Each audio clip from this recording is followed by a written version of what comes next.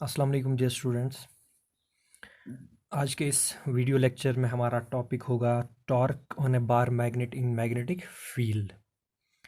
बार magnet जो है it is a magnetic dipole, it has south pole, it has north pole. तो हम ऐसे भी कह सकते हैं कि torque on a magnetic dipole in magnetic field. तो हमारे पास एक बार मैग्नेट है जिसका साउथ पोल एस है, नॉर्थ पोल एस ये एन है, इसकी मैग्नेटिक लेंथ 2L है और इसको रखा है हमने एक्सटर्नल मैग्नेटिक फील्ड बी में, सच दैट जो इसका डाइपोल मोमेंट है, dipole moment is directed from S to N.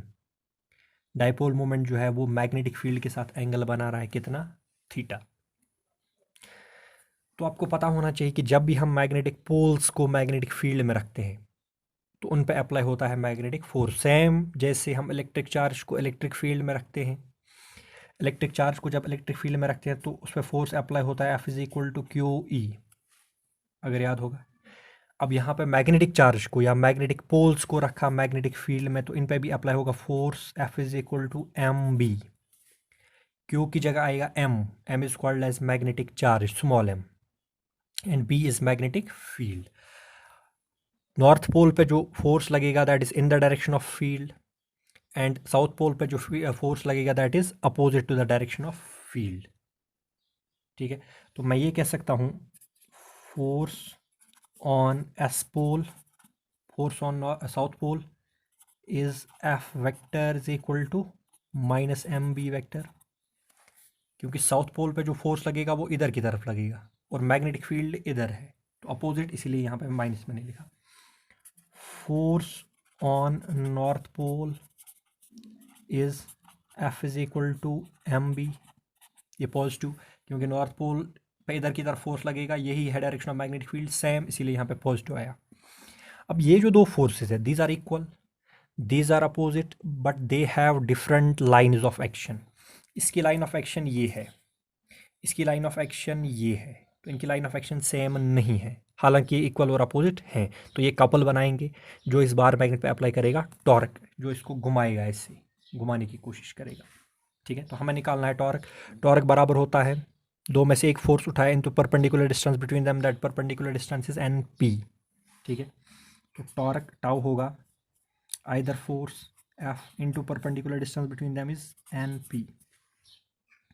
तो टाउ बराबर होगा, tau is M B into, now N P, N P या इस ट्रायंगल से निकालेंगे, in right triangle S P N, S P N, यहाँ पे राइट एंगल बन रहा है, हमें चाहिए पी एन और ये थीटा है। थीटा की जो अपोजिट साइड होगा that will be treated as perpendicular, हमें परपेंडिकुलर चाहिए, तो पी एन या एन पी अपॉन, हमें पता कौन सा साइड है, एस एन, 2L, ये हमें पता इसकी लेंथ 2L है, डिवाइडेड बाई एस एन, तो हमने कर रहे हैं perpendicular by hypotenuse, hypotenuse it is always equal to sine theta, तो पी एन बराबर होगा एस एन साइन थीटा। अब आप देख सकते हो एस एन किसके बराबर है, एस एन इज 2L, तो पी एन आएगा 2L sine of theta, tau आएगा एफ की जगह M B into N P की जगह 2L साइन ऑफ थीटा। ठीक है, नाउ 2Lm, लास्ट लेक्चर में हमने देखा है 2Lm is product of magnetic charge with distance between them, it is magnetic dipole moment capital M, यानी कि M और 2L की जगह हम लिखेंगे capital M B sine theta. Now M is vector quantity, magnetic field is vector quantity, तो हम tau को लिख सकते हैं as M cross B, M cross B. So torque on a bar magnet in external magnetic field is cross product of its magnetic dipole moment and magnetic field. Just like electrostatics में आता था P cross E, अगर आपको याद होगा, वहाँ पे product of electric dipole moment and electric field, यहाँ पे product of magnetic dipole moment and magnetic field. और डायरेक्शन क्या होगी, ये M ऐसे है, M is from south to north, M ऐसे है, B ऐसे है, B is in this direction, B is in this direction, हमें निकालना है एम क्रॉस बी, यानी कि आपको राइट हैंड रखना है किस पे, राइट हैंड आपको रखना है ये एम पे और जाना है, फिंगर्स को कर्ल करना है बी की तरफ, तो जो थंब है वो नीचे जाएगा, तो इसका मतलब टॉर्क की डायरेक्शन होगी perpendicular to the plane directed downwards, perpendicular to plane downwards नहीं, पेज के अंदर होगा ये, डायरेक्टेड इनवर्ड्स। तो ये टॉर्क क्या करेगा, ये इस डाइपोल को ऐसे घुमाएगा, ऐसे घुमाएगा, ऐसे अलाइन करेगा इसको, सच दैट डाइपोल मोमेंट और मैग्नेटिक फील्ड की डायरेक्शन क्या हो जाए, सेम। तो टॉर्क का काम यही होता है कि डाइपोल मोमेंट और मैग्नेटिक फील्ड की डायरेक्शन क्या होनी चाहिए, सेम। अब यहाँ पे आप डिफरेंट केसेस भी देख सकते हो, जैसे अगर एंगल 0 होगा, तो अगर थीटा 0 डिग्री होगा उस सिचुएशन में टाउ 0 होगा, क्योंकि साइन 0 इज 0, तो एम बी साइन 0 इज 0। तो अगर मैग्नेटिक डाइपोल मोमेंट और मैग्नेटिक फील्ड की डायरेक्शन पहले से ही सेम है, वो पैरेलल है, टॉर्क मैग्नेटिक डाइपोल, ये बार मैग्नेट पे कितना लगेगा, 0, इसको हम कहते हैं stable equilibrium. It is called as stable equilibrium. ठीक है। दूसरा केस जो होगा that is theta is equal to 180 degree, तो टॉर्क आएगा tau is equal to M B sine 180। Sine 180 is also 0, तो उस सिचुएशन में भी टॉर्क 0 होगा। तो ये सिचुएशन कैसे होगी, यहाँ पे मैग्नेटिक डाइपोल मोमेंट इधर है, इधर की तरफ, तो इस साइड होगा साउथ पोल, इस साइड होगा नॉर्थ पोल, यानी कि इसको आपने पलटना है ऐसे, और मैग्नेटिक फील्ड इधर है, तो एंगल हो जाएगा 180। ठीक है। तो उस सिचुएशन में भी टॉर्क 0 होगा, लेकिन ये वाला जो इक्विलिब्रियम है ये कहलाएगा अनस्टेबल इक्विलिब्रियम।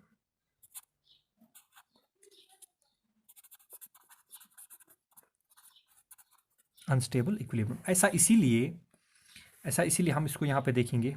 अच्छा, थर्ड के जो होगा वो मैक्सिमम कब होगा, जब टॉर्क मैक्सिमम होगा जब 90 होगा, tau is M B sine of 90 is 1, उस सिचुएशन में टॉर्क होगा मैक्सिमम। अब ये केस आपको समझना है, ये वाला ये अनस्टेबल इक्विलिब्रियम में बार मैग्नेट ऐसे होगा, this is S, this is an, magnetic field ऐसे है,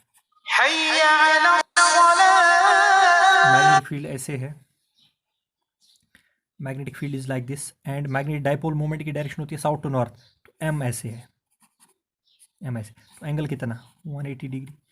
अभी इस सिचुएशन में अभी टॉर्क 0 होगा, लेकिन ये अनस्टेबल होगा। अनस्टेबल इसीलिए होगा क्योंकि अगर इसको थोड़ा सा भी फोर्स लगा, इस बार मैग्नेट को आपने कहीं से ऊपर उठाया, थोड़ा सा डिस्टर्ब किया इधर से या इधर से, तो फ्लिपिंग होगी, ये जल्दी ऐसे आ जाएगा, स्टेबल में आ जाएगा। तो stable equilibrium is only when angle is 0, and 180 case is unstable equilibrium. ठीक है। तो ये है torque on a bar magnet. इसके बाद जो हमारा टॉपिक है that is magnetic dipole moment of A revolving electron. ठीक है। Magnetic dipole moment of revolving electron, ये हम डिस्कस करेंगे। अगर आपने पिछले लेक्चर को देखा होगा, current loop as a magnetic dipole, यानी कि जब करंट लूप में चलती है, स्क्वायर लूप हो, सर्कुलर लूप हो, किसी भी शेप का लूप हो, तो वो बिहेव करता है एज मैग्नेटिक डाइपोल, या हमने पिछले लेक्चर में डिस्कस किया था, या उससे जो पहले लेक्चर होगा। तो मैं चाहूँगा कि आप उन सारे लेक्चर्स को अच्छे से देखोगे, फिर ये लेक्चर आपको समझ में आएगा, ये टॉपिक। वहाँ पे हमने निकाला था कि जो करंट लूप होता है उसका मैग्नेटिक डाइपोल मोमेंट होता है product of current and product of current with area. अब सवाल है, जो एटम के अंदर इलेक्ट्रॉन का रेवोल्यूशन होता है अराउंड न्यूक्लियस, मान लो दिस इज ऑर्बिट, इसमें इलेक्ट्रॉन रिवॉल्व करता है, इलेक्ट्रॉन एक चार्ज है। ठीक है। तो चार्ज जब रिवॉल्व करती है मतलब चार्ज मोशन में है किसी ऑर्बिट में। मान लो ऑर्बिट को हम सर्कुलर लेते हैं और रेडियस है ऑर्बिट का r। ठीक है। ये इलेक्ट्रॉन चल रहा है, तो ये बन गया करंट लूप, क्योंकि चार्ज जब मोशन करती है तो क्या फ्लो होती है, करंट। तो this is also current loop. तो करंट लूप हमें पता है बिहेव करता है एज मैग्नेटिक डाइपोल, और उसका डाइपोल मोमेंट होता है product of current and area. तो हमें करंट निकालनी है। अच्छा, लूप का एरिया होगा, ए कितना होगा, पाई आर स्क्वायर, ये कन्फर्म हो गया। अब सवाल है आई का। तो पहले हम निकालेंगे, जब इलेक्ट्रॉन यहाँ से निकलेगा, एक बार जब ये सर्कुलर पाथ पे घूमेगा तो ये डिस्टेंस कवर करेगा 2 पाई आर सर्कमफ्रेंस ऑफ ऑर्बिट के बराबर। ठीक है। तो इसने डिस्टेंस कवर की 2 पाई आर, इसकी जो वेलोसिटी होगी दैट इज v। तो हम कर रहे हैं डिस्टेंस बाय वेलोसिटी, तो हमें क्या मिल जाएगा, time. Distance by velocity is time, लेकिन मैं कैपिटल टी लिख रहा हूँ नॉट स्मॉल टी। तो कैपिटल टी जैसे मैंने लिखा तो मीन्स टाइम पीरियड, क्योंकि ये जो मोशन इट इज पीरियोडिक, ये जब यहाँ से निकलेगा तो एक टाइम के बाद यहाँ फिर से पहुँचेगा, वन साइकिल जब कंप्लीट होगा। तो time taken to complete one cycle is T is equal to 2πr/v। अब इस वन साइकिल में कितना अमाउंट ऑफ चार्ज फ्लो हुआ, उतना ही चार्ज फ्लो हुआ जितना एक इलेक्ट्रॉन पे है। ठीक है, तो करंट बराबर होता है चार्ज डिवाइडेड बाय टाइम। ठीक है, तो यहाँ पे चार्ज है E डिवाइडेड बाय घूमने में, एक साइकिल कवर करने में टाइम लगा T, तो E/T। तो E की जगह आप E लिखोगे, अपॉन T की जगह क्या लिखोगे 2πr/v। अब ये जो V है ये ऊपर जाएगा, तो करंट का फॉर्मूला आएगा EV/2πr। This is current due to an electron in circular orbit. Current निकाला, एरिया हमने ऑलरेडी निकाला है, तो प्रोडक्ट करना है दोनों को। M बराबर मैग्नेटिक डाइपोल मोमेंट बराबर प्रोडक्ट ऑफ करंट I, तो आएगा EV/2πr multiplied by area, area is πr²। ये देख सकते हो आप, pi pi cancel, pi pi cancel, r r cancel, तो मैग्नेटिक डाइपोल मोमेंट आएगा EVR/2, EVR/2। पाई पाई कैंसिल हो जाएगा, आर आर कैंसिल हो जाएगा, तो हमें मिल जाएगा EVR/2। E is charge on electron, V is velocity of electron, R is radius of orbit divided by 2। अब जो बोहर एटॉमिक मॉडल जो है उसका एक पोस्टुलेट हम लेंगे, that is angular momentum is quantized. Angular momentum जो L बराबर होता है, अपने लास्ट ईयर पढ़ा है, इट इज MVR। जब भी कोई पार्टिकल सर्कुलर पाथ पे चलता है तो उसका एंगुलर मोमेंटम होता है MVR, mass into velocity into radius. और बोहर मॉडल कहता है कि सिर्फ वही ऑर्बिट्स न्यूक्लियस के अराउंड परमिट होते हैं जिनका एंगुलर मोमेंटम बराबर होता है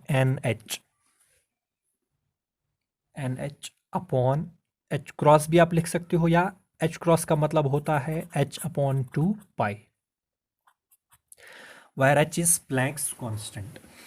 तो मीन्स कि वही ऑर्बिट्स न्यूक्लियस के अराउंड एटम में वही ऑर्बिट्स इलेक्ट्रॉन ले सकता है जिन ऑर्बिट्स में चलते हुए इलेक्ट्रॉन का एंगुलर मोमेंटम L जो है वो NH क्रॉस के बराबर होगा या NH/2π के बराबर होगा, where H is Planck's constant. तो यहाँ पे N का जो वैल्यू है that is 1 2 3, N is 1 2 3 extra.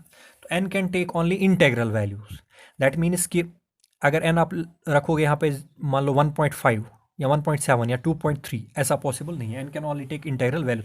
तो इसीलिए हम कह सकते हैं कि कोई वैल्यू, ये वाला वैल्यू मतलब particular value of angular momentum is possible, हर कोई एंगुलर मोमेंटम का वैल्यू पॉसिबल नहीं है। तो इसको कहते हैं क्वांटाइजेशन ऑफ एंगुलर मोमेंटम। ठीक है, तो यहाँ से हम निकाल सकते हैं वेलोसिटी का वैल्यू। वेलोसिटी का वैल्यू आएगा V is equal to, velocity का वैल्यू आएगा NH/2πmr, क्रॉस मल्टीप्लीकेशन NH/2πmr। ये जो V है ये यहीं रहेगा, mr डिवाइड हो जाएगा, तो NH/2πmr, H is Planck's constant. ये वेलोसिटी का वैल्यू है। इस वेलोसिटी के वैल्यू को सब्स्टिट्यूट करेंगे m के फॉर्मूला में। ठीक है, देयरफॉर m बराबर आएगा ER/2 तो है ही, ER/2। अब V की जगह क्या लिखेंगे, NH/2πmr, RR cancel, RR cancel, 2 2 are 4, तो आएगा ENH/4πm, ENH/4πm। तो m बराबर आएगा, अब यहाँ से हम एक और कांस्टेंट को सेपरेट करते हैं, दैट इज EH, n को बाहर करते हैं, n बचा क्या, EH/4πm। अब ये जो पैरामीटर, इसमें हर कोई चीज़ कांस्टेंट है, charge on electron Planck's constant, 4π is constant, m is mass of electron. So this constant is called as Bohr magneton. It is called as Bohr magneton. तो EH/4πm इसको हम डिनोट करते हैं by mu b. Mu b. It is also called as Bohr magneton. Magneton. It is an SI unit of magnetic dipole moment. क्योंकि यहाँ पे आप देख सकते हो n है, एन इज़ अ नंबर, इसका कोई यूनिट नहीं है, तो जो बोहर मैग्नेटन का यूनिट होगा वो एम का यूनिट होगा।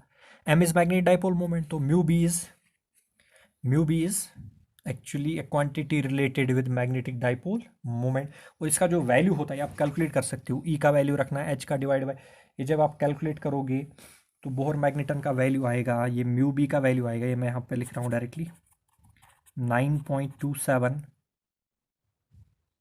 या 9.29 रफली, 9.29 इंटू 10⁻⁻24 जूल पर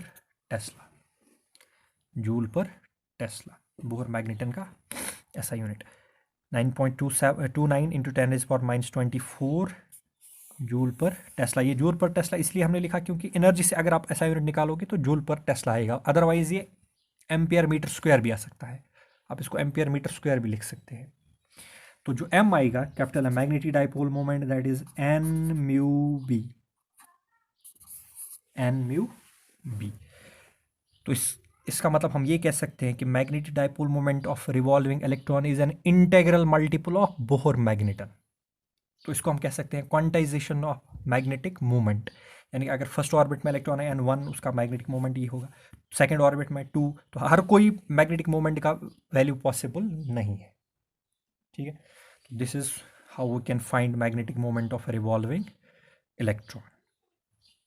तो इस तरह से हमने ये मैग्नेटिज्म ऑलमोस्ट ख़त्म किया है। अब इसमें एक टॉपिक रहता है that is magnetism of earth, that is geomagnetism. तो I suppose and I suggest कि वो आप खुद पढ़ोगे, it's a bit easier to understand than other topics. तो हम ये उसमें पढ़ेंगे कि जो अर्थ है वो भी बिहेव करता है एज बार मैग्नेट। ये इसीलिए होता है क्योंकि जब हम अर्थ की सरफेस पे बार मैग्नेट को हैंग करते हैं तो वो पर्टिकुलर ओरिएंटेशन लेता है, इसका मतलब उसको मैग्नेटिक फील्ड ऑफ अर्थ मजबूर करता है किसी पर्टिकुलर ओरिएंटेशन में बैठने के लिए। तो इसका मतलब अर्थ के पास अपना मैग्नेटिज्म है। और मैग्नेटिज्म ऑफ अर्थ किसी जगह स्टडी करने के लिए हमें कुछ पैरामीटर्स पढ़ने पड़ते हैं, those are called as magnetic elements of earth. उसमें आता है inclination, declination and horizontal component of earth magnetic field. तो मैं चाहूँगा कि वो आप खुद पढ़ोगे और परमानेंट मैग्नेट्स के बारे में, इलेक्ट्रोमैग्नेट्स के बारे में थोड़ा सा इन्फॉर्मेशन गेन करोगे। तो we will start with alternating current, that is 4th chapter. Thank you.